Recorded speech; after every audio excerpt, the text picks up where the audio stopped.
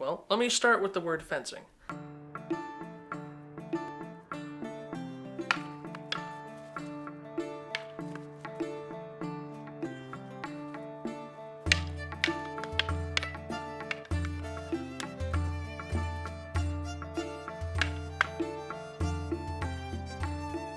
Fencing, as described by the Scottish master Archibald MacGregor in his lecture on the art of defense, says that fencing actually implies to fend off or to defend oneself. And before the advent of sport fencing, fencing basically implied combat with any kind of weapon. Fencing itself was usually referred to as the art of defense or the science of defense. And that's really important because it really gets into the heart of what it is. It is more about defense first. So what we do is and can be referred to by a couple of different terms. One of them, which is the most common, is HEMA, H-E-M-A, standing for Historical European Martial Arts. They're also sometimes referred to under the wider blanket term of Western Martial Arts, or WMA.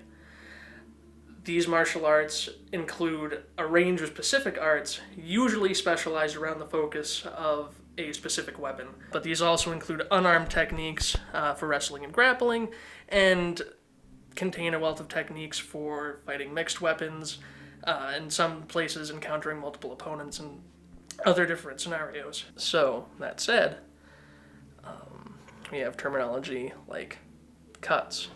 Cut is very simply a method of striking with the sword, usually just swinging it.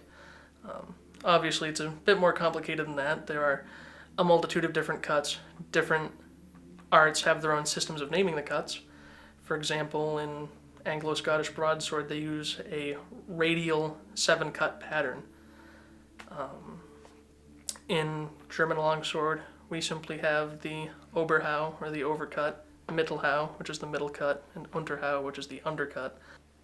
All of the martial techniques, principles, lessons, plays, everything, we derive from the historical recordings written down in books and manuscripts by fencing masters. At least some of them survive to the modern day and are held in museum collections, mainly in Europe. I don't know of any here. What we do, for now in Deering Oaks, until we find an indoor location, is we go over the techniques, we do some drills. I usually try to keep it fairly simple at this point in the introductory work because we have a couple of new people. It's just going over the footwork, the guards. We just went over how to throw a basic cut, which was last week. So I'll go over a basic technique, try to work a couple drills, do a little bit of repetition. Dexter and I usually spar every now and then, or I'll work on more advanced techniques with him so I know how to perform them, so I can show them. Some of which include a multitude of grapples and throws, referred to in German as Ringen am Schwert, or wrestling at the sword.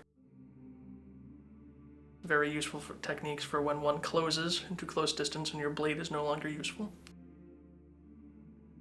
Since last May, I've been working with Dexter, trying to reconstruct the German longsword arts. Like I've said before, though, it's the most, at least what I've seen, is the most well-researched field of HEMA.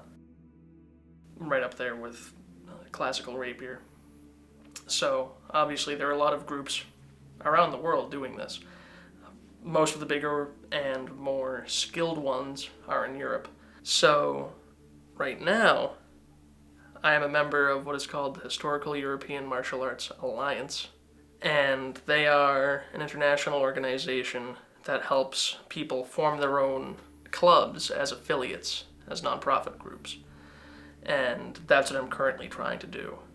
Right now I'm in the process of trying to find an indoor space to rent so that we can have year-round practice regardless of weather. And once I've got that solidified, I'm going to put the paperwork through to be incorporated as an affiliate. Once that happens, And if I use their curriculum material for long enough, I can get certified through them as an actual instructor.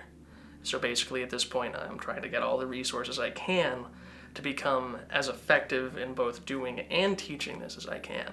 And I've been lucky enough to have a lot of help and support from Dexter over the past few months. And not only having a sparring buddy, someone who fights back, but also transportation and just the interest and the passion. It's very good to see in someone else. So I feel really good about what we're doing, and I hope to make a lot of progress with it. I feel that it's not too unrealistic to, once we find a place, get an official club started, and that'll help us get a few more members. Right now we have 3 or 4 people who regularly show up, myself and Dexter included, but that's really all you need. Just a small core group of dedicated people, and hopefully we'll be hitting tournaments across the country soon. So here's hoping.